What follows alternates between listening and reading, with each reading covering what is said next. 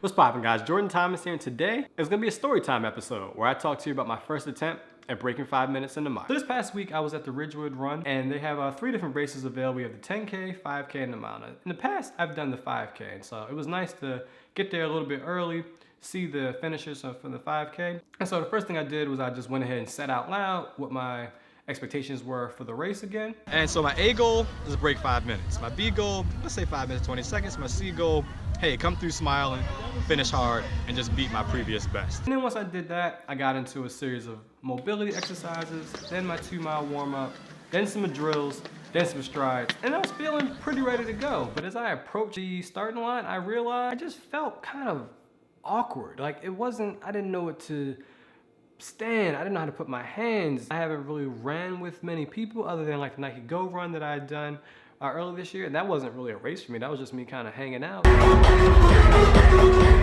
And so I just felt awkward. So I just remember thinking to myself, God, please let this horn go off so we can run.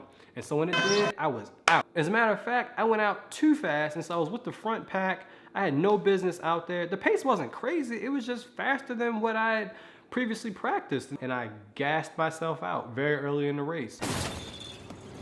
So the next 400 meters or so was a struggle. Spent some period of that time by myself, and then the second pack caught me. I was able to hang on for a little bit, but I just kind of out of it. And so I came through the 800-meter mark. It was like 2 minutes and 45 seconds. My brain is all over the place. And not to mention, my chest started tightening up really crazy. Not exhaustion, but just like my allergies were like on fire. Hay fever is a very real thing to me. I forgot to take my medicine. So now I'm like, all right, what can I do to make the best out of this situation? I had to calm myself down and be like, hey, I run for fun. I went 2:45 for the first half. Let's do better than that. So the first thing it became, I want to look good for any photo that comes up. So I was like, let me just get my form in order. So that's what I did. And so when I looked down at my watch again, as I came through at about 1,200 meters, it said 4:0 something. I don't know what it was because I couldn't really see it that well, but it's 4:0 something. And so I knew at that point, okay, I can run 120 something for this next 400 meters because I've just done that all the time in practice. So that's what I ended up doing. I ended up coming through the line 5:23-ish. That meant that I negative split the race. 20-second PR. And I was able to do it in some adverse conditions. Look, it's 60 degrees outside. It's my first race of the year. My allergies acting crazy. My sleep was not great that entire week just due to some things that was going on in my life. And so to be able to walk away with that and then have some downtime planned in, man, I recognize it's not Jacob Ingebrigtsen. I recognize it's not that dude fast, but it was as fast as I could be on that given day based on the conditions I faced. And for that, that's a win.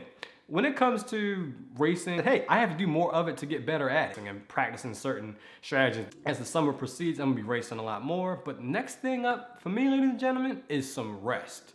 One of the things I believe in, and one of the things that Stephen Covey points out in the 7 Habits of Highly Effective People, is knowing when to sharpen the saw, which means that you've got to take time away from your craft in order to get better at it. So for me, that means I'm going to spend some time not running at all, which is the current week I'm in, recovering, and then I'm going to do some jogging. I might do some sightseeing around New York, check out a couple of spaces, might even film it, maybe not.